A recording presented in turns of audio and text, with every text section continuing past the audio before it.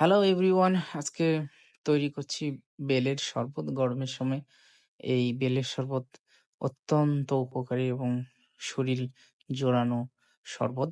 তো প্রথমে আমি বাজার থেকে একটি ছোট্ট বেল আর কিছু গুড় নিয়ে এসেছি। গুড়গুলোকে পলিথিনের ভিতর রেখেই বেলের সাহায্যে স্ম্যাশ করে নিচ্ছি। তো গুড় খুব বেশি পরিমাণে আমি নেইনি, কারণ বেশি মিষ্টি হোক এটা আমি চাই না।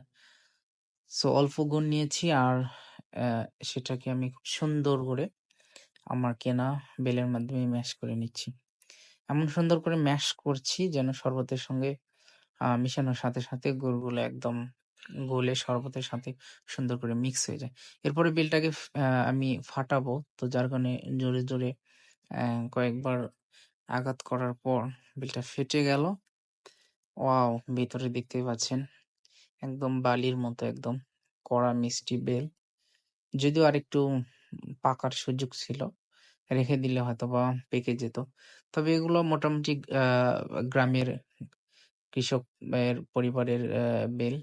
সো এগুলাতে কোনো কেমিক্যাল নেই। তো একটা আমি চামিচ নিয়ে বেলগুলোকে এক্সাক্ট করে নিচ্ছি।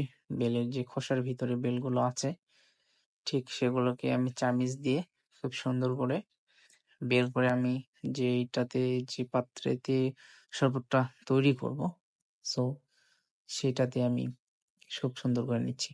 এরপর গুড় এবং পানি দিয়ে খুব সুন্দর করে হাত দিয়ে একদম মাখিয়ে নিচ্ছি, অথবা আপনারা ম্যাশও বলতে পারেন এক প্রকার।